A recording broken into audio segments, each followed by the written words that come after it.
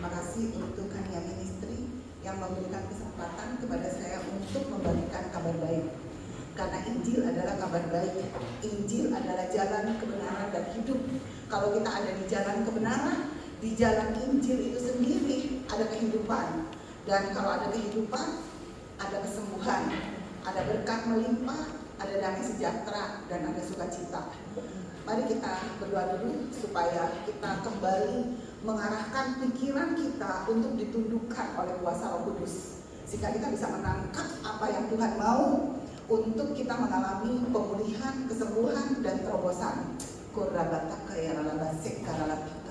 Bapak, kami bersyukur untuk siang hari ini di tempat ini ya Bapak, di mana tempat ini dijadikan rumah roti, di mana firman kehidupan disampaikan agar anak-anakmu mengerti jalanmu, sehingga mereka tidak menyimpang ke kiri dan ke kanan, tetapi mereka tetap di jalanmu. Karena jalanmu ya Bapak adalah jalan kehidupan, di mana anak-anakmu boleh mengalami setiap kebaikanmu.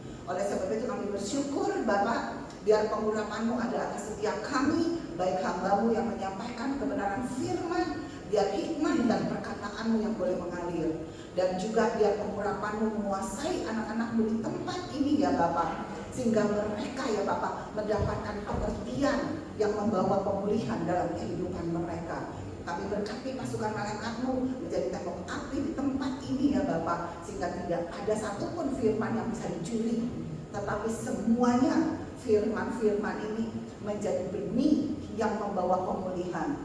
Terima kasih Bapak, dalam nama Yesus, haleluya, amin. Shalom. Teman-teman nih yang ada di panti rehab ini nih, udah pernah dengar saya sharing belum? Oh yang kemarin itu ya udah ya. Oke. Kemarin saya membawakan tema apa ya Bang? Ya. Nah hari ini tema yang diberikan kepada saya untuk saya bagikan adalah kesembuhan. Sekarang saya mau tanya, di sini butuh nggak kesembuhan? Pasti butuh ya. Kesembuhan di dalam Tuhan itu menyangkut kesembuhan yang utuh, ya kan ya. Kesembuhan di jiwa, ya kan ya, di pikiran, dan juga kesembuhan di fisik. Ya. Nah, satu hal yang kita harus sungguh-sungguh mengerti, ya, yang harus kita pahami, kalau kita mau mengalami kesembuhan, mengalami pemulihan yang dari Tuhan, ya, kita harus benar-benar mengerti Tuhan mau menyembuhkan kita. Ya, itu harus ada di pikiran kita. Ya. Dan Dia datang ya, menghancurkan pekerjaan iblis. Pekerjaan iblis adalah juga sakit penyakit, termasuk sakit penyakit. Dan itulah kedatangan Tuhan di muka bumi ini, menghancurkan pekerjaan iblis. Dan pekerjaan iblis yang dihancurkan adalah termasuk penyakit. Ya. Itu udah harus ada di pikiran kita. Kenapa saya bagikan hal ini? Karena banyak berita-berita, meskipun gereja ya, menyampaikannya, Tuhan mengizinkan penyakit ini. Bagaimana kita bisa menerima kesembuhan kalau yang mengizinkan Tuhan kita sakit? Dan kenapa juga kita mesti ke dokter, minum obat untuk kita mengalami kesembuhan kalau Tuhan yang izinkan? Nah, jadi pola-pola pikir ya yang tidak membuat kesembuhan mendatangi kita harus kita buang. Ya, kita kembali fokus kepada kebenaran firman saja, karena Injil firman Tuhan katakan adalah kabar baik. Ya. Kabar baik, kabar keselamatan, artinya kalau kita sakit, ya, kabarnya itu, firmannya itu, Injilnya itu bisa menyembuhkan kita. Jadi kalau kita ke gereja butuh kesembuhan, lalu kita datang ke gereja yang kita dimana haus akan firman, kita mau dengar kabar baik, kita mau mendengarkan Injil, karena di gereja mestinya dikabarkan Injil. Nah di dalam berita Injil ya ada kesembuhan. Jadi buang pikiran-pikiran bukan kehendak Tuhan menyembuhkan. Kesembuhan itu karunia-Nya dulu, sekarang tuh sudah tidak ada. Itu semua tipu daya iblis agar gereja tidak mengalami kesembuhan. Itulah bagian dari tipu daya iblis. Dan iblis yang ada adalah bapak pendusta. Dia mau membohongi kita agar kita sakit. Dan bahkan kalau udah gak berdaya, bisa ke dukun, cari dia. Lalu dukun nyembuhin, tetapi akan memberi efek yang lebih parah lagi. Karena ke dukun gak akan ada pemulihan yang sempurna dan yang benar. Ke dukun itu ya kan, hanya menimbulkan masalah yang lebih parah lagi. Karena pekerjaan si iblis ya kan, mencuri, membunuh, dan membinasakan. Tetapi kalau gereja tidak mengerti kalau Tuhan sudah menyembuhkan mereka, mereka tidak bisa mengambil atau menerima janji Tuhan itu. Padahal tertulis ya di firman Tuhan. Mari mungkin kita baca di 1 Petrus 2 ayat 24.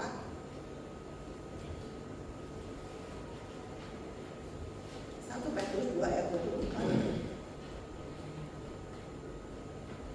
Saya aja baca ya. Ia sendiri telah memikul dosa kita di dalam tubuhnya di kayu salib, supaya kita yang telah mati terhadap dosa hidup untuk kebenaran. Oleh bilur-bilurnya kamu telah sembuh. Ya. Kesembuhan ya kan, sudah terjadi 2000 tahun yang lalu waktu Yesus digantung di kayu salib. Dia memikul kelemahan kita, sakit penyakit kita, dan oleh bilur-bilurnya kita menjadi sembuh. Menerima janji Tuhan atau mengambil yang Tuhan sediakan, caranya dengan bagaimana? Dengan iman. Kita mau gak percaya apa yang Tuhan ngomong. Jadi kita jangan sembarang percaya, sekalipun mungkin orang itu ada di atas mimbar. Tetapi yang harus kita percaya dan sungguh-sungguh kita yakini adalah perkataan Tuhan. Dan firman yang berkata, oleh bilur-bilur Tuhan Yesus, saudara dan saya sudah sembuh. Nah, itu dulu yang harus tahu di dalam kita. Supaya ya hal-hal yang lain akan datang ya, memulihkan kita. Karena sesungguhnya kesembuhan itu adalah sudah hak mutlak milik kita setiap anak-anak Tuhan yang telah menerima penebusan. Karena kita harus taruh di pikiran kita, penebusan, kesembuhan adalah bagian dari penebusan. Ya. Penebusan yang kita terima, menerima Yesus sebagai Tuhan dan Juru Selamat, menerima penebusan keselamatan. Dan keselamatan itu ya kan ya, artinya zozo atau soteria ya, yang berarti selamat, makmur, sembuh, damai. Itulah arti kata sozo ya kan ya. Makanya ada tertulis di Roma 1 ayat 16, boleh ditampilkan? Roma 1 ayat 16. Firman-Nya berkata, sebab aku mempunyai keyakinan. Kita harus membangun keyakinan. Karena tanpa keyakinan ya kan, tidak akan terjadi apa-apa dari setiap kebenaran firman yang tertulis. Nah, di sini dikatakan sebab aku mempunyai keyakinan yang kokoh dalam Injil ya, dalam setiap kebenaran firman yang berkata dia telah menyembuhkan kita 2000 tahun yang lalu ya kan. Karena Injil adalah kekuatan Allah ya kan. Injil mengandung powernya Tuhan ya kan, yang menyelamatkan setiap orang. Menyelamatkan artinya zozo yang tadi saya bilang. Zozo itu artinya sembuh, selamat, sehat, kuat, damai. Itulah arti kata zozo. Ya, Injil adalah kekuatan Allah yang menyelamatkan. Ya, yang zozo itu setiap orang yang percaya. Nah, untuk mengalami zozo-nya Tuhan, keselamatan Tuhan, kesembuhan Tuhan adalah setiap orang yang percaya. Pertama-tama orang Yahudi, tapi juga orang Yunani. Jadi di sini membutuhkan iman, percaya sungguh-sungguh kepada berita Injil, bukan berita manusia yang kadang-kadang ngambang. Makanya kita kalau baca firman, ya kita renungkan, ya kan? Kita meminta Roh Kudus buat kita mengerti. Kita membuat sampai pemahaman itu bisa kita bayangkan, sehingga ya menjadi rema untuk kita tanam di hati kita.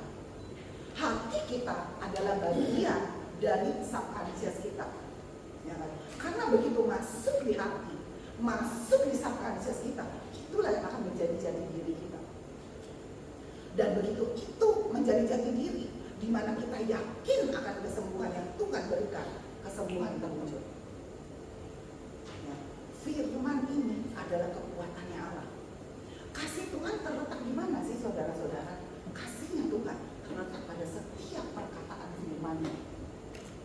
Dan inilah cintanya Tuhan ya kan, kepada kita. Makanya dikatakan di Yohanes 3:16, karena begitu besar kasih Allah akan dunia ini, sehingga Dia berikan Yesus anaknya yang tunggal, supaya setiap kita yang percaya ya kan. Saudara, saya percaya, sudah percaya pada Yesus, mendapatkan menerima hidup yang kekal ya kan? Tidak binasa, artinya tidak dikuasai oleh maut, tidak dikuasai oleh blind spot dia, dimana kita belum punya pikiran di dunia ya kan? Tetapi ya kan, memperoleh hidup yang kekal.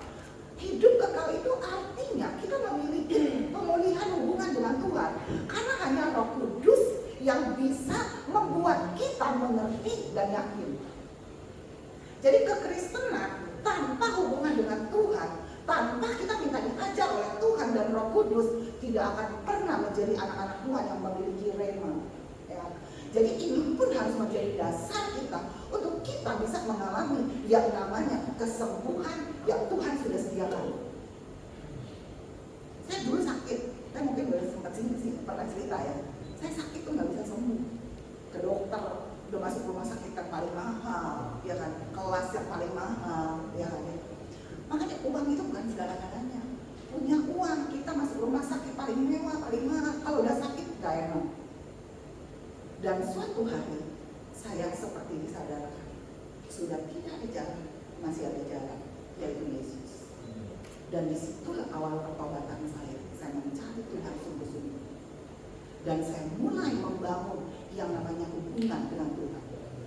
Dari sana saya mulai mengerti kesembuhan, saya mulai mengerti pemulihan ini, pemulihan itu, dan Roh Kudus mulai mengajarkan saya bagaimana saya mendapatkan rema firman kesembuhan, sehingga ya kan ya, saya memiliki keyakinan ya kan, karena tanpa keyakinan yang penuh kita nggak akan bisa mengalami.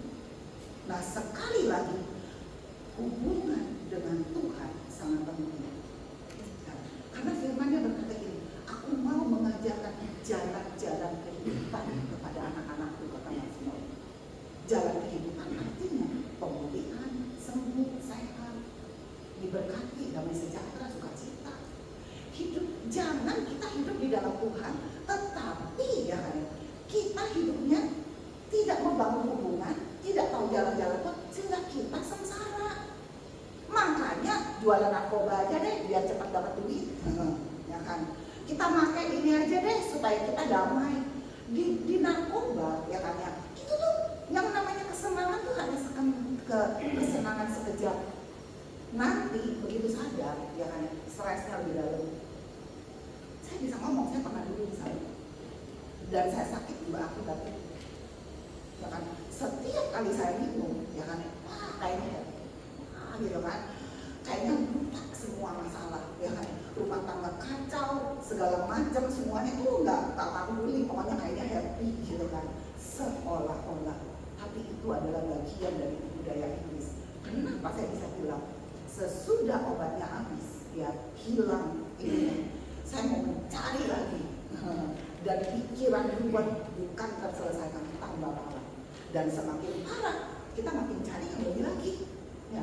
Dari yang sedikit ya kan ya, dari minum akhirnya obat yang sedikit ya kan ya, stenggi katanya gitu ya kan, strenggi ya kan gitu kan, anak-anak gaul istilahnya ya kan. Saya tahu semua itu karena dulu saya pernah di sana, tetapi semua itu ya kan tidak mendatangkan kesembuhan, pemulihan yang sesungguhnya ya kan.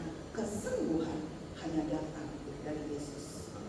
Karena begitu kita menerima Yesus, kita menerima damai sejahtera, kita menerima sukacita, kita dalam damainya kita mendapatkan hikmat untuk kita mengalami yang namanya sembuh ya kan.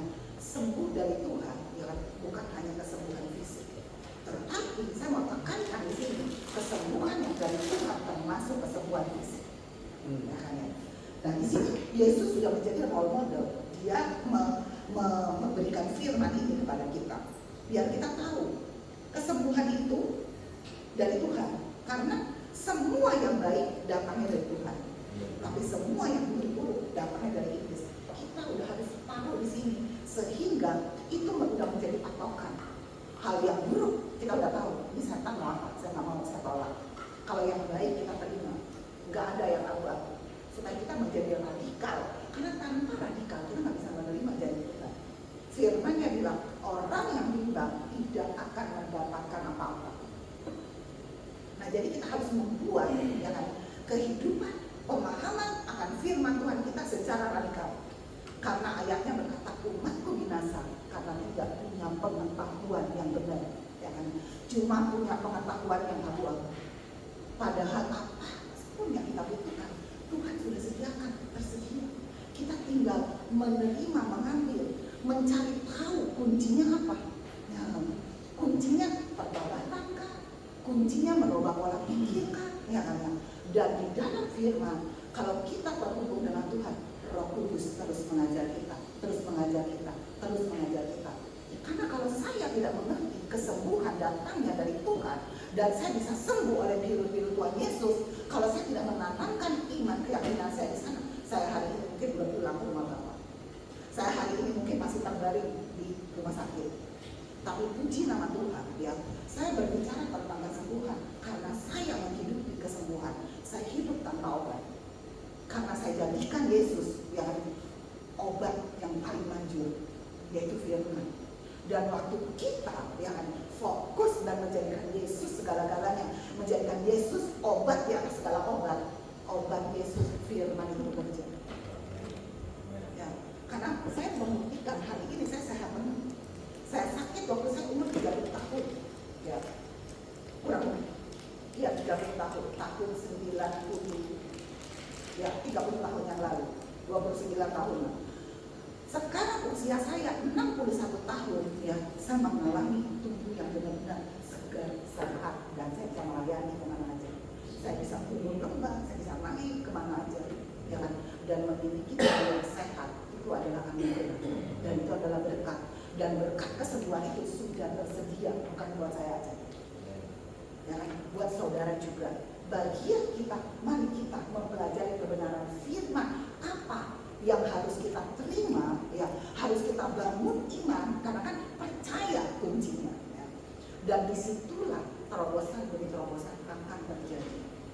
Di dalam Yesus ada pengharapan untuk kita mengalami yang namanya hidup sehat kuat. Ayatnya berkata, ya kan, ya, Roh yang membangkitkan Yesus dari antara orang mati ada di dalam saudara dan saya. Dan Roh itu firman Tuhan katakan yang membangkitkan ada menghidupkan seluruh jaringan organ tubuh kita.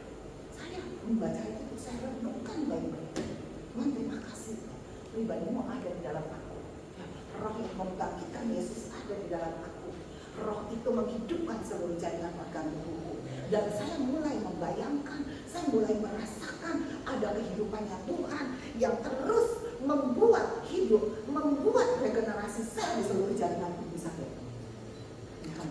Karena kita harus belajar pikiran kita, ya kan, ya, mulut kita dan juga hati kita, emosi kita sepakat dengan Tuhan. Ya, makanya kita mesti merenungkan, makanya dikatakan renungkan firman Tuhan siang dan malam. Ya kan? Maka kamu akan berhasil. Berhasil dalam apa? Dalam segala hal. Kalau kita berbicara tentang kesembuhan, kita akan sembuh, kita akan sehat, kita akan kuat. Dulu orang-orang bilang, wah nanti lu suka narkoba, nanti akan ada efeknya loh. Begini, begitu. Kalau saya menerima, karena saya tidak punya firman, mungkin efek itu akan mendatangi saya. Tapi puji nama Tuhan, no efek. Karena apa? Karena saya membangun iman kepada firman, Roh Yesus menghidupkan, merestorasi seluruh jaringan organ tubuhku, tidak ada efek, ya kan? Mulut kita penuh dengan kuasa. Apa yang kita katakan itu harus terjadi. Asalkan kita percaya. Percaya pada apa? Kembali lagi kepada firman. Ya. Jadi kalau kita percaya sungguh-sungguh, no efek apapun. Ya kan? Kata yang lama sudah berlalu, saya ciptaan baru. Ya kan? Saya memiliki Roh Kudus, saya memiliki Roh yang memulihkan. Dari ujung kaki sampai ujung kepala saya pulih di dalam Jesus. Ya, kalau saya bisa mengalami, ya, saudara pun bisa mengalami, ya kan, tanpa terintimidasi, ya kan. Mungkin besok-besok dokter kan menyatakan hal-hal seperti itu, ya. Atau orang-orang sekeliling atau keluarga, karena hal-hal itu pasti mendatangi kepada orang-orang yang pernah pakai.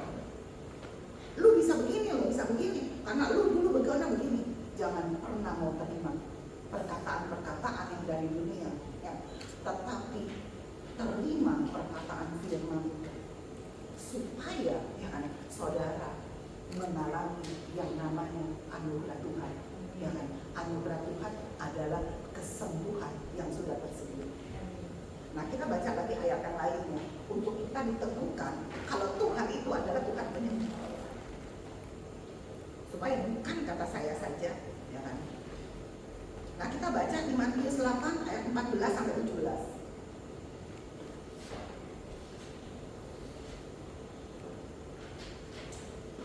Matius 8. Atau saya bacakan aja. Oh. Setibanya di rumah Petrus, Yesus pun melihat ibu mertua Petrus terbaring karena sakit demam. Sakit demam itu sakit fisik, Pak. Yeah. Nah, sakit fisik. Jadi di sini Tuhan Yesus penyembuh sakit fisik atau enggak? Yeah. Penyembuh sakit fisik, ya kan? Karena banyak di luar sana pengajaran yang mengatakan yang mana kita cuma dipulihkan rohnya, gitu loh. Sepertinya firman tidak bisa merubah yang namanya fisik. Kesembuhan di fisik itu sepertinya tidak ada. Nah, ini contohnya supaya kita paham benar-benar. Maka dipegangnya tangan perempuan itu, lalu lenyaplah demamnya. Ia pun bangunlah dan melayani dia. Menjelang malam dibawalah kepada Yesus banyak orang yang kerasukan setan, dan dengan sepatah kata Yesus mengusir roh-roh itu dan menyembuhkan orang-orang yang menderita sakit. Menderita apa?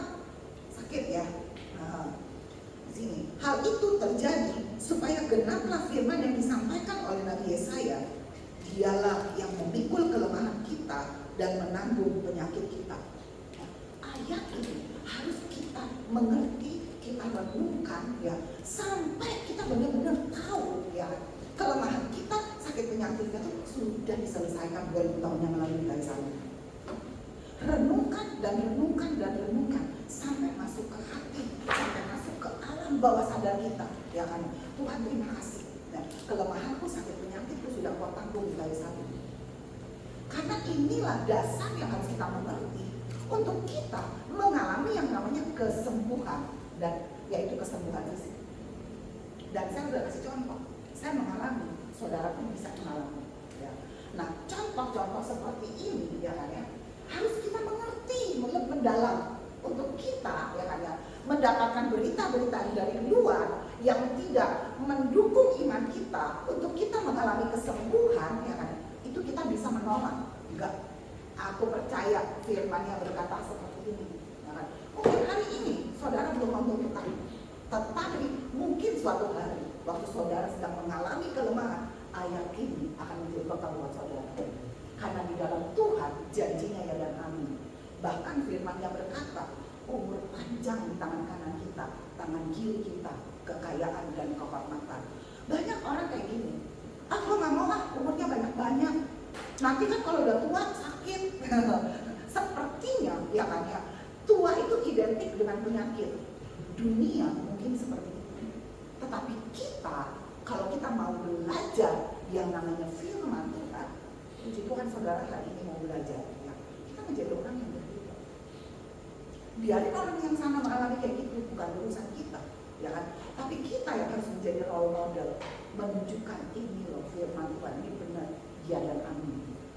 Ya kan? Kita bisa hidup umur panjang dengan tubuh yang sehat, bukan tubuh berpenyakitan. Dia punya banyak duit, diberkati melimpah-limpah, tapi mau makan apapun katanya nggak boleh ini, nggak boleh itu semua. Udah gak ada nikmatnya, apalagi Pak Imam. Nah, jadi ya kan, ya, memiliki tubuh yang sehat, ya kan, itu adalah kehendak Tuhan. Kesembuhan adalah kehendak Tuhan buat setiap kita. Nah, sudah paham ya tentang kesembuhan itu kehendak Tuhan, betul? Ya, ayat-ayatnya jelas ya, Yesus menyembuhkan fisik, bukan hanya sekedar rohani. Sekarang mari kita bahas tentang penghalang-penghalang kesembuhan.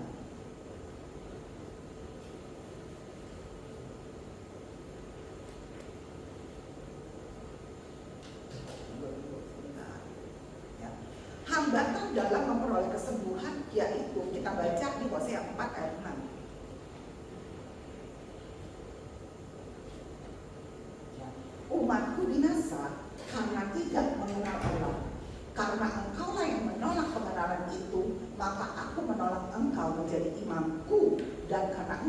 melupakan pengajaran Allahmu, maka aku juga akan melupakan anak-anakmu.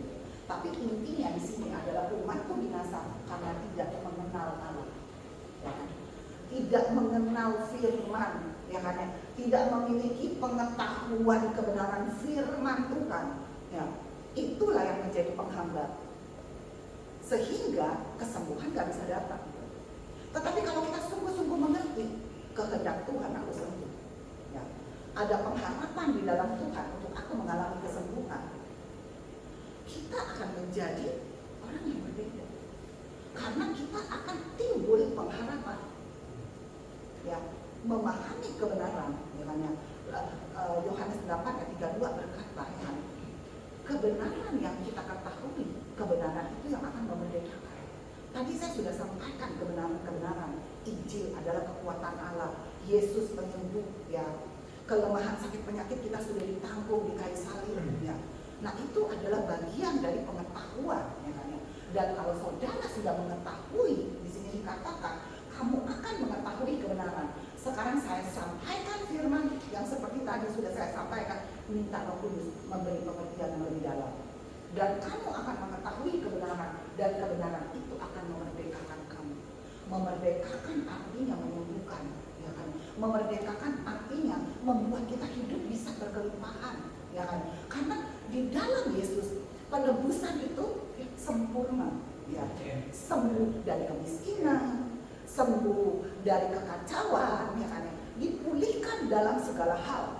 Makanya punya Yesus adalah mempunyai harta benda yang tidak bisa dinilai karena nilainya sungguh-sungguh luar biasa. Kita harus menjadi orang yang, ya kan, mau mencari Dia karena kita tahu Dia mengasihi kita dan Dia mau memberitahukan jalan kehidupan. Dia mau kita mengetahui kebenaran agar kita mendapatkan semua janji-janjinya. Contoh, ya, kalau saudara tahu di sini, ya, di tempat ini, di bawah sini, ya, ada emas, ada galian emas yang luar biasa besarnya di sini, di bawah sini, gitu. Lalu saudara yang pemilik tempat ini, apakah saudara diam aja? Biarin aja, aku nggak mau tahu. Kalau begitu saudara mengetahui kan kebenaran, kan mengetahui kebenaran memerdekakan. Waktu saudara mengetahui, lalu ada lagi orang kasih tahu, ini benar loh, banyak emas di dalam sini, gitu kan? Udah diselidiki dari satelit begini, dan udah ini. Apakah saudara akan tinggal diam? Apalagi saudara mungkin lagi miskin, gak punya duit, gak punya apa-apa. Pasti saudara akan bergiat untuk mencari orang-orang yang mendukung saudara untuk membuat suatu penggalian emas di tempat ini. Firman yang melebihi daripada emas yang tadi saya sampaikan. Dia punya kekayaan yang luar biasa. Bukan kekayaan hanya untuk di sini aja, tetapi untuk kehidupan kita yang akan datang, ya, di mana kita mendapatkan mahkota yang luar biasa. Kita mengalami kesembuhan, kita mengalami berkat melimpah, dan waktu pula kita mendapatkan mahkota kehidupan yang luar biasa. Itulah yang namanya penghalang, yaitu tidak kita, karena kita tidak mempunyai pengetahuan, bahkan pengetahuan yang salah, sehingga, ya kan, ya, sehingga pengetahuan yang salah itu tidak membawa kesembuhan, karena tidak membangun iman kesembuhan. Lalu yang kedua di sini saya tulis, kita tidak tahu kalau kita anak Allah yang telah diberi otoritas. Saya sering menyampaikan di mana-mana, kehidupan anak-anak Tuhan yang harus, ya kan, menjadi anak-anak Allah yang menggunakan otoritas ilahi. Kenapa? Karena kita berjalan di muka bumi ini, kita punya musuh. Dan dia mau menyakiti Bapa kita yang mengasihi kita dengan cara menyakiti kita, membodohi kita, ya kan, menipu kita. Dia datang untuk menipu, membunuh, membinasakan. Ya. Nah, jadi, ya kan, ya, kita harus mempunyai pemahaman, ya kan, untuk kita, ya, sebagai anak Tuhan menggunakan otoritas yang Tuhan berikan kepada kita. Karena dia berkata, sesungguhnya aku telah memberi engkau kuasa untuk menginjak ular dan kalajengking, ya kan. Ular dan kalajengking itu ibaratnya si penyakit, itu ular dan kalajengking yang harus kita injak, ya. Dan karena Yesus datang untuk membinasakan perbuatan-perbuatan itu, dan kita diberi kuasa untuk membinasakan itu. Jadi kita harus tahu ya kan, bagaimana menggunakan otoritas, menolak setiap simptom, menolak setiap ya kan, gangguan-gangguan apa di tubuh kita untuk menundukkan dia karena dia harus tunduk. Kita memiliki otoritas, kita memiliki nama Yesus. Nah, itu yang harus kita ketahui. Lalu di sini yang saya tulis ada lagi. Tidak tahu hukum-hukum alam, tapi memang ini panjang penjabarannya, waktu saya nggak banyak. Dan di sini salah satunya adalah dosa. Dosa yang membuat penghalang, yang namanya sakit penyakit, kesembuhan mendatangi kita. Karena upah dosa adalah maut, ya kan? Lalu saya juga belajar tentang persinahan, ya kan ya. Di sini dikatakan di Wahyu, orang cabul, pendusta, pembohong, mereka akan dilemparkan ke ranjang sakit penyakit. Nah, kita harus mengerti hal-hal itu agar kita sungguh-sungguh menjadi anak-anak Allah yang mengalami kebaikan Tuhan, yaitu kesembuhan. Karena orang bersinar dilemparkan ke ranjang sakit penyakit. Ada lagi ayatnya di Timotius, saya nggak punya waktu untuk menyampaikan karena waktu saya udah mau habis. Dikatakan kalau dinasihati dua orang, dia nggak tobat, panggil yang lain. Tapi kalau tidak mau bertobat juga, biarkan tubuhnya dimakan sama iblis, rohnya selamat. Tubuh kita dimakan sama setan apa? Penyakit, mungkin virus, mungkin apa, mengerikan gitu. Makanya saya nggak mau dekat-dekat dengan hal yang seperti itu. Kenapa? Saya punya pengertian, dan pengertian itu melindungi saya, ya kan? Sehingga saya dimampukan oleh Tuhan untuk tetap selalu hidup di dalam kekudusan. Dan di sini dikatakan,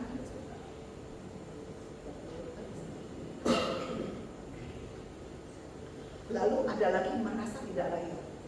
Kita udah bertobat, kita udah sungguh-sungguh dalam Tuhan, ya kan? Tapi kita merasa nggak layak. Wah, aku nggak layak, ya kan? Rasa tidak bersalah membuat kita tidak bisa menerima atau mengambil janji Tuhan. Jadi rasa bersalah bukan dari Tuhan. Tuhan itu Roh Kudus mengajar, menuntun, menasehati. Tetapi intimidasi, rasa bersalah itu adalah intimidasi. Dan intimidasi itu datangnya dari si jahat. Nah, kita harus memahami hal seperti itu. Lalu di sini pola pikir yang salah, dan juga di sini tidak percaya. Nah, mari kita baca di Matius 13 ayat 58. Ini ayat terakhir ya. Matius 13 ayat 58 dikatakan ini. Dan karena ketidakpercayaan mereka, tidak banyak mujizat diadakannya di sini. Ketidakpercayaan membuat janji Tuhan, kuasa Tuhan, mujizat Tuhan tidak bisa terwujud dalam kehidupan kita. Itu yang bisa saya bagikan, ya kan? Saya berdoa semua ini boleh menjadi berkat untuk saudara-saudara paham. Tuhan Bapa yang saudara sembah, namanya Yesus, dia adalah Bapa yang baik, Allah yang penuh kasih, yang dia mau kita hidup di dalam keberkatan. Makanya Yohanes 10 ayat 10 berkata, iblis datang untuk mencuri, membunuh, membinasakan. Tetapi Yesus datang, ya kan? Untuk apa? Untuk kita mengalami kehidupan yang berkelimpahan. Kelimpahan damai, kelimpahan sukacita, kelimpahan berkat, dan kelimpahan segala sesuatu. Itulah tujuan Yesus datang menebus setiap kita. Dan itu harus kita pahami. Oleh sebab itu, mari saudara-saudara, kita menjadi anak-anak Tuhan yang haus dan lapar akan firman Tuhan, dan menjadi anak-anak Allah yang mau membangun iman percaya. Karena iman mengalahkan dunia, menaklukkan penyakit, menaklukkan kemiskinan, dan saudara bisa mengalami, ya kan, apa yang saya alami atau teman-teman saya mengalami Tuhan yang baik itu. Tuhan Yesus berkati, mari kita berdoa. Tak kaya nama basik, karena tak kaya nama santa, ku nama ayah nama sik, karena Bapak, kami bersyukur untuk hari ini di mana firman-Mu telah ditaburkan di dalam kehidupan anak-anak-Mu. Aku berdoa Bapak dalam nama Yesus, firman itu menjadi benih yang membawa pemulihan, terobosan, kesembuhan bagi anak-anak-Mu. Firman-Mu menjadi benih yang membuat mereka Bapak gigih mencari hal-hal yang luar biasa, yang melebihi emas dan perak. Terima kasih. Roh Kudus, kalau hamba berhenti, biar Roh Kudus bekerja, membuat dengungan-dengungan kebenaran firman di pikiran dan di hati anak-anakmu, sehingga firman itu menjadi sesuatu yang berhasil untuk merubah kehidupan, merubah kelemahan menjadi kekuatan, sakit menjadi sembuh. Karena firman adalah kekuatanmu untuk menyelamatkan kami, anak-anakmu. Terima kasih Bapa, dalam nama Yesus